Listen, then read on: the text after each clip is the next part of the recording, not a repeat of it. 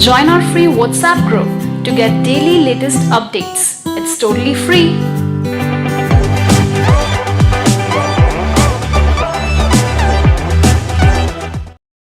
Part 1. You are going to hear a news broadcast about proposed developments in a local area and about a local college. First, you have some time to look at questions 1 to 4.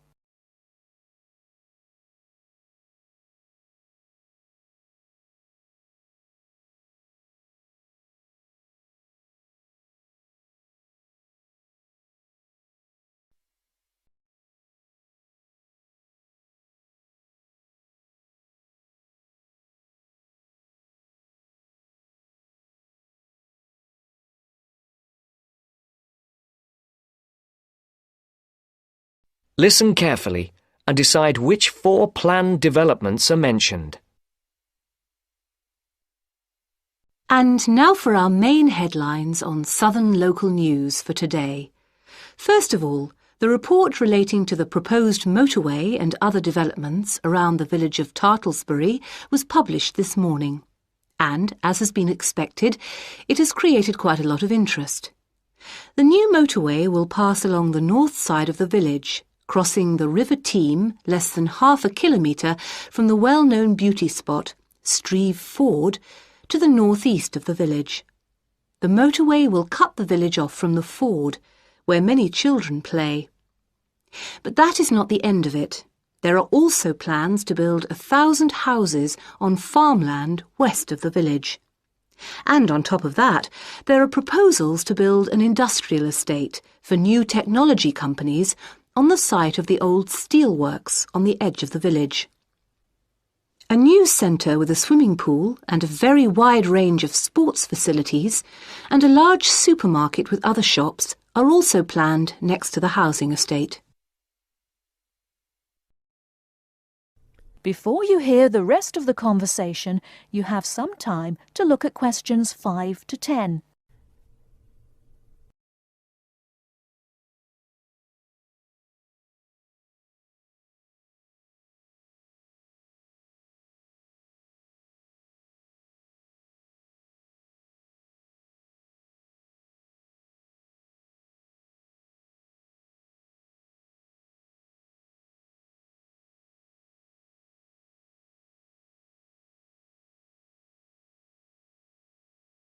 Now listen and answer questions 5 to 10. Mr. Jones, a local farmer we spoke to early today, is strongly against the plans. But the local council is pushing for them to be adopted in full. They say that new housing is needed in the area and that it is an opportunity to take advantage of government grants for setting up new technology developments. The mayor, Mr. Funn, says, "We must make every effort to do our part for the economy of the country and for the local people. This is a golden opportunity to put Tartlesbury on the map." Reactions to Mr. Funn's comments have been quick to come. Surprisingly, when we contacted the spokesman of the local conservation group, he was very much for the planned developments. But not all the local groups support the scheme. And, unlike the mayor, the local MP, Mrs. Wright, is very much against the planned developments. Mr. Khan, a local shopkeeper, had this to say: "People are absolutely horrified at what is being proposed here. This is just a chance for some people to make money quickly. But I can assure you that if they think that local people are going to be a walkover, they have another think coming. Of course, we welcome the jobs that the new technology park will bring, but we feel that the large increase in housing and the proposed motorway will destroy the character of the area." I think this is a debate that is going to run on for quite some time, and we here on Local News will keep you informed. And now for something quite different. This year's exam results have just come out, and there are a lot of happy faces out there.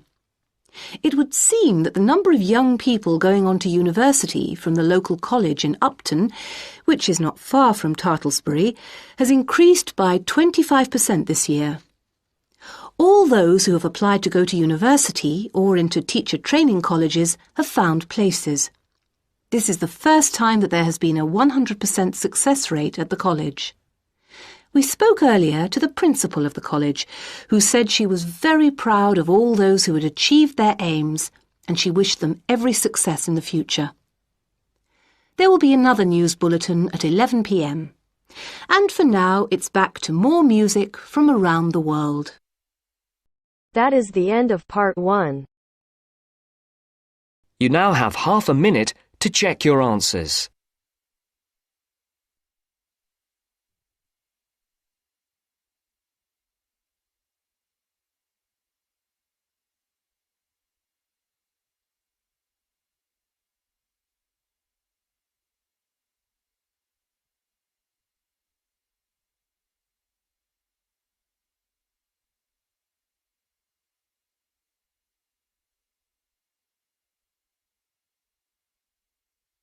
Now turns to part 2. Part 2. You'll hear two students discussing a survey they have to write as an assignment. First, you have some time to look at questions 11 to 16.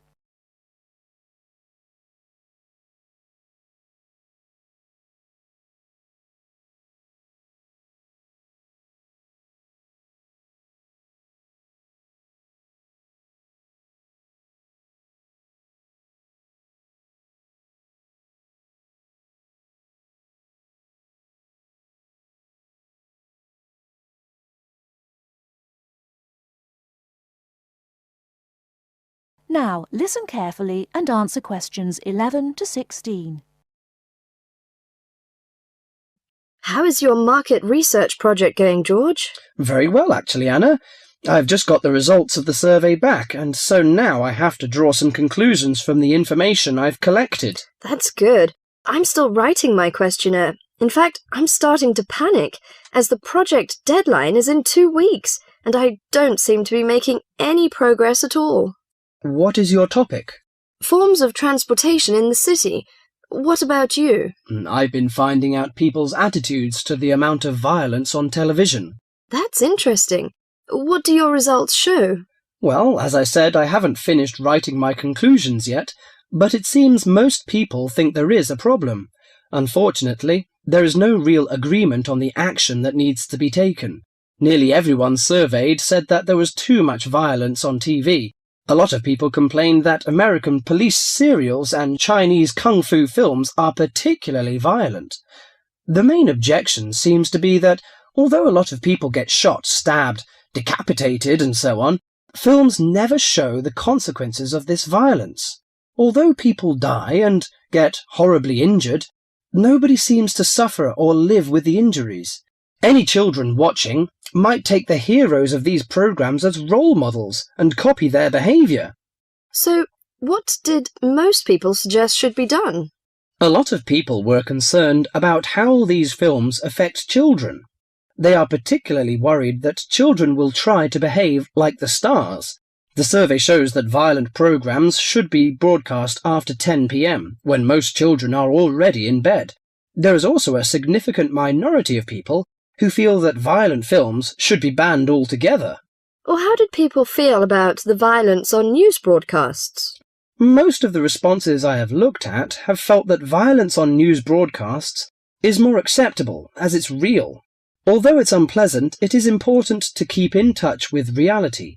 Still, many people thought that it would be better to restrict violent scenes to late viewing. Before you hear the rest of the talk, you have some time to look at questions 17 to 20.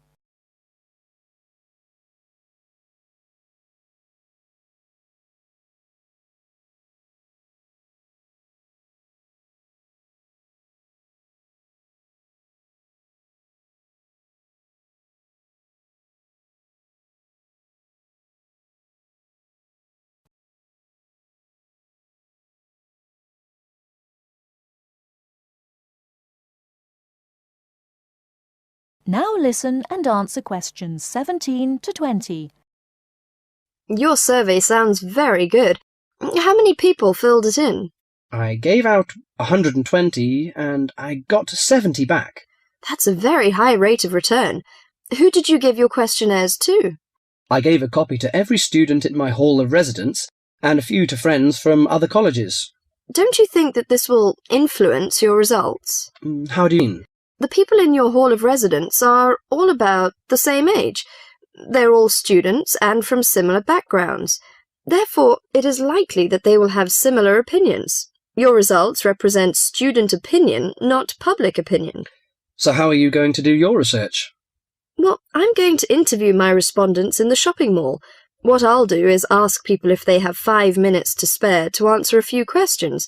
If they agree, I will ask them some multiple-choice questions and tick off their answers on my sheet. Isn't it very difficult to ask meaningful questions using multiple choice? Yes, it is. The secret to writing a successful survey is to write simple multiple-choice questions that target the information you're looking for. There, it's better to write a lot of short, specific questions than longer general ones.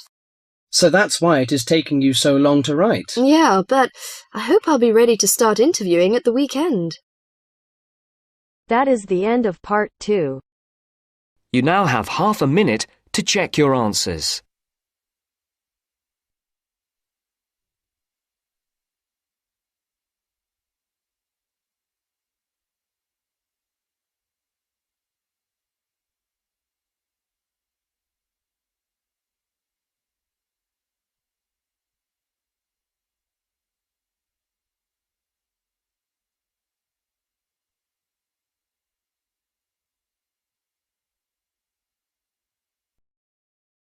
Now turns to part 3. Part 3.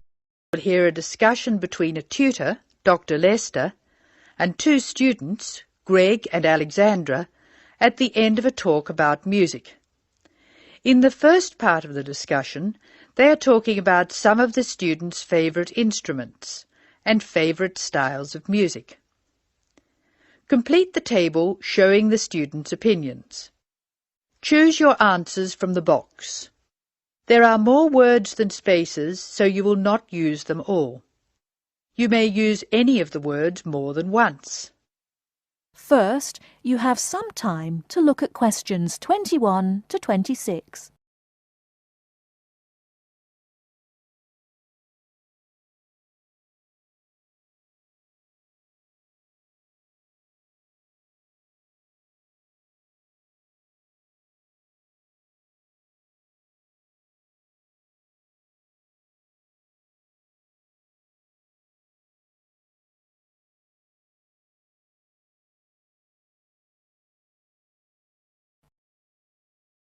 Now listen carefully and answer questions 21 to 26. I think it's time we looked at the results of our survey. What did you find out, Alexandra? We're a group with very diverse tastes, Dr. Lester. I'm not surprised. What were the favourite instruments? Well, Greg loves drums. He told me he played drums when he was at primary school, and now he plays drums with his friends at weekends. They have a band. Good. What do you like to play, Alexandra? My favourite is the guitar. However, I haven't played for years, so I keep hoping to start again. Will I go on with the others? Yes, please. Katya is like Greg. She loves to listen to drums. She says she's not a player, just a listener. Rachel, as you know, is a violinist, so of course it's natural that she should favour the violin. So we have two people who love the sound of the drum and two who like strings. The violin for Rachel and the guitar for Alex. What does Harry like? Harry says the best instrument of them all is the piano. He claims it's more versatile than any other instrument. Emiko plays the piano, but her favourite instrument is the flute. The flute? Yes, Emiko plays the flute too, of course. Thank you, Alexandra. Greg, will you tell us the students' favourite style of music? We're really very conservative. My favourite is classical music, and that's Alexandra's choice too. Katja claims to like rock. So that's a vote from Greg, Alexandra and Katja. Doesn't Rachel prefer classical music? Rachel made a choice which surprised me. She plays the violin, so I expected classical or opera, but Rachel says that she prefers country music. How interesting. What's Harry's choice? Harry likes to listen to opera and loves to go to see a performance. He says opera has everything, colour and spectacle and theatre and great music. And Emiko? Emiko says jazz is her favourite music. She goes to listen to jazz every Friday evening. She also likes opera, heavy metal, classical, but jazz is the best. Thank you, Greg. I wanted to see what you all liked so I could understand your musical tastes more. And I want to move from this to a discussion of the physiological effects of music. In the second part of the discussion, Dr. Lester will talk about the way music affects our bodies. Before you hear the rest of the talk, you have some time to look at questions 27 to 30.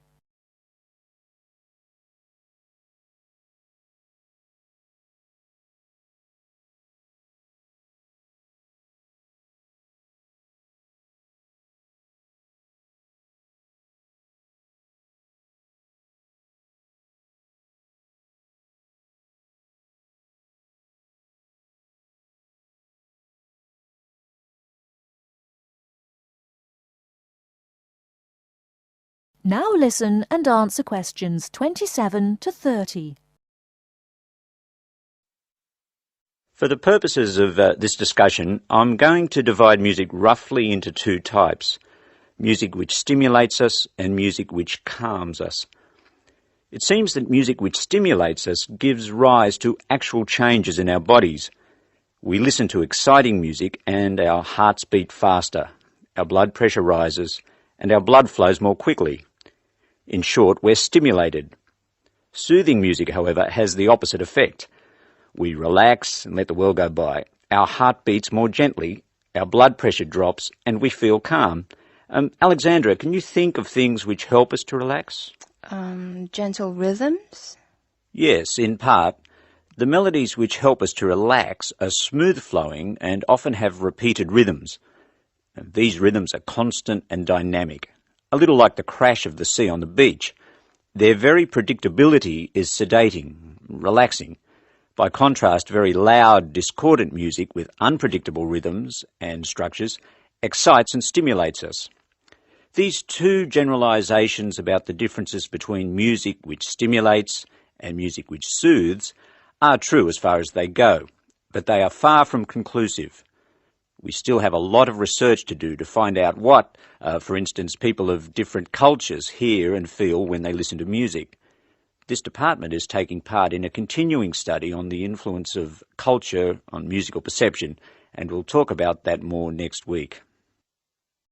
That is the end of part 3. You now have half a minute to check your answers.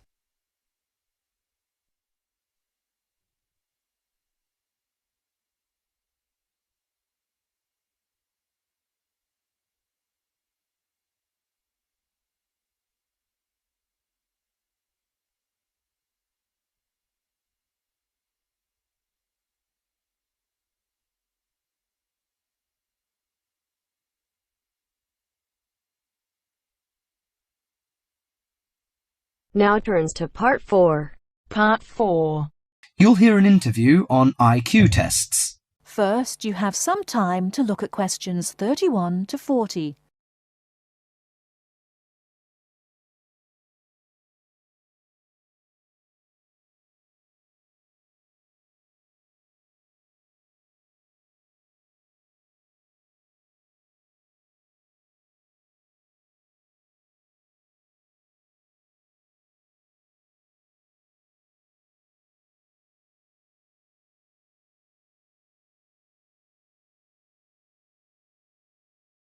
Now listen carefully and answer questions 31 to 40. Mrs. Kellerman, a specialist in child psychology, is interviewed by Bridget. Mrs. Kellerman, why is it that some children perform much better than others at school? Obviously, it can't be denied that certain children are brighter than others, but it's not as simple as that. A lot of emphasis is placed on intelligence measured by tests, so-called IQ tests, which only measure certain types of intelligence, such as basically linguistic and numerical skills, or reading and mathematics to put it plainly, which is unfortunate because some children are bound to suffer. A good example was a friend of mine's son who was kept out of the top class at school because of his average IQ. That's around 100.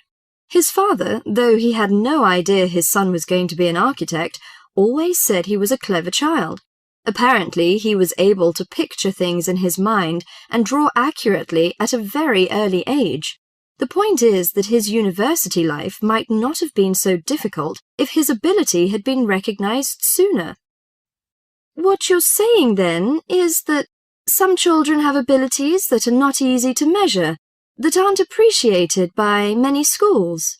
Precisely. And if these schools are not spotted sufficiently early, they cannot be developed. That's why, in my view, there are so many unhappy adults in the world. They are not doing the things they are best at. Before you hear the rest of the talk, you have some time to look at questions.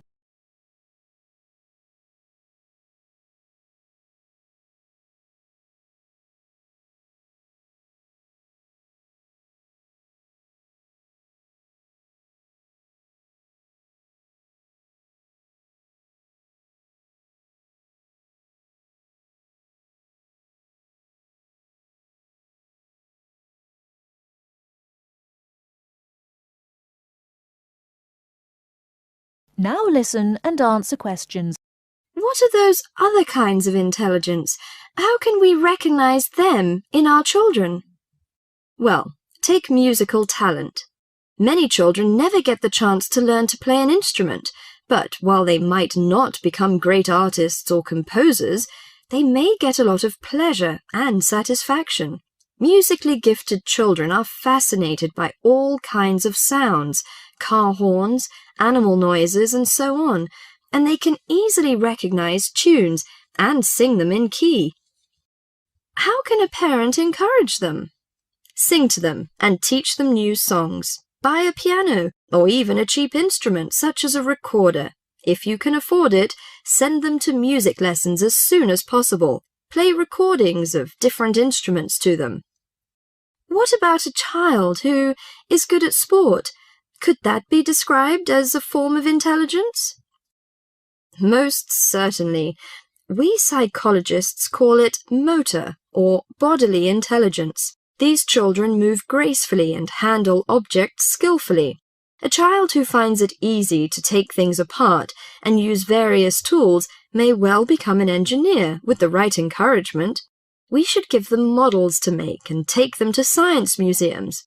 However, unless these children are also good with words and numbers, they will probably not do well in school examinations. Is there anything a parent can do to help in this case? Yes, it may be worth spending money on private lessons, but, hardly anyone is good at everything. In my opinion, a child should be judged on his individual talents. After all, being happy in life is putting your skills to good use, no matter what they are. That is the end of part 4. You now have half a minute to check your answers.